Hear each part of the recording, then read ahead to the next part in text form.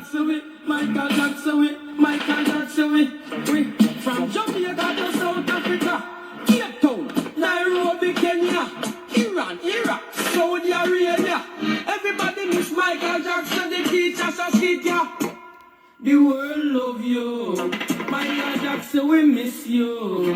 Michael Jackson, we love you. Michael Jackson, Michael Jackson, Michael. Wow, what an amazing song and what amazing speed. I can't believe Henchman actually went in the studio and recorded that tribute to Michael Jackson and had it all over the world by 6 o'clock this morning. Anyway, in continuation of our tribute to Michael Jackson, we have the exquisite pleasure of speaking with a gentleman who actually knew Michael Jackson and who actually worked with Michael Jackson, Mr. Angelo Ellaby. Angelo, are you there? Hello? Hi, Mr. Ellaby. Yes, I'm here, Dave. Okay, beautiful. Now, Angela, you have the unique distinction of knowing Michael Jackson. You actually worked for Michael Jackson. Tell us about what you did with him and in what capacity. I worked for Michael Jackson as his PR agent in New York. The year was 1983. I worked for him for a year and a half. And it was a pleasure to work for a very talented contributor to our music spot. I found Michael Jackson to be charismatic in his ability to communicate with people. He was a very giving, a very honest, and a very straightforward individual. Outside of his extraordinary talent, he was a good man. You know, Dave, I just want to say to your listeners that it's really important that we understand and study the importance of his contribution. And I think it's very important that we get a clear understanding of people. If we, with all the love that we're giving out to Michael Jackson today, if we would have gave this love out to him when he was living and not became judges or juries over what was going on in his life, maybe we would still have Michael Jackson here today. Wow. Angela, that's a very profound point that you made.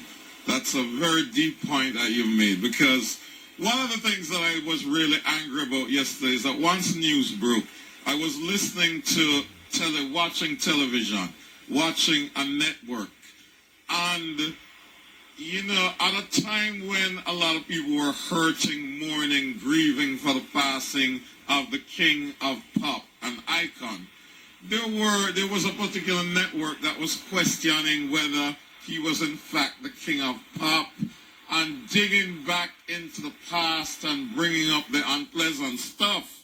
And, you know, I thought it was not the time and the place for it. Well, you know, Dave, I just really think that it's really important that we understand, and I'm going to be very blunt with this, white folks. They'll build us up to the top. They'll give us power, and they will empower us. When we go against them, they break us down. They break us down, and then we become so accusatory to the actions that was never ever proven as to what he was supposed to do. The bottom line is that we have to understand that we must become a nation within a nation of unity and of understanding of all of our brothers. We're not judge and jury. We're not God. We all are sinners. We all make mistakes. But you cannot sit up and build them and then destroy them. Right. You must love them and become understanding for all men. Right. And I think that what takes place here is that we become judgmental.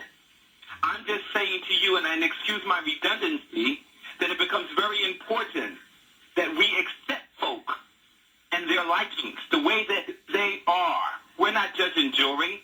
Michael was he made contributions to not just music, but politically and all other respects. Right. We didn't need to deem him. We didn't need to throw stones at him.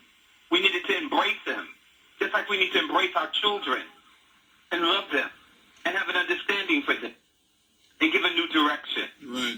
Well, Angela, one of the very important things is that Michael brought joy across the world, across races, across class, across color, across language barriers to the rest of the world. Absolutely, Dave. And there is no question about that. One of the things that I was like really moved by yesterday was that your good friend, Flo Anthony, she jumped into the television coverage on NBC yesterday, and she framed the picture. She framed Michael very quickly and very immediately by saying that, look, Michael is the king of pop, and Michael is bigger than the Beatles, and he's bigger than Elvis. He's had the biggest selling record of all time. He's not only that, but he's had the number 2 best-selling record of all time. So give him the credit that he's due and move away from the negatives and let's put the whole thing in perspective. Now, Angela Ellaby, Angela, just to remind our viewers, you are the president of Double Exposure Public Relations, a music public relations company in Manhattan. You've worked with so many big names. You worked with DMX. You've worked with Cisco, with Mary J. Blige. In the reggae arena, you've worked with Shabba Ranks. You've worked with Patra. Tell us a little bit about what your work relationship with Michael Jackson was like on a day-to-day kind of basis. I had the pleasures of working with Michael, and I called him Mr. Jackson. Not because I had to, but because I respected him. He was a man of quality and distinction. He was a man of trust and loyalty. When you work for Michael Jackson, you work for the best. I loved to work for him because he knew what he was doing. He was the engine of his car. He turned the key, and we all know which direction we were going into. He was astute, he was intelligent, he was wise, and he knew what he was doing, and I was honored to follow him in his direction. He was warm and he was compassionate. He cared about me, not just about what I did for him. Right, and yesterday, or I think it was earlier this morning, somebody was telling me that you, along with Cynthia Horner, were doing a project for young people. Totally unexpectedly, Michael showed up. Tell me a little about that.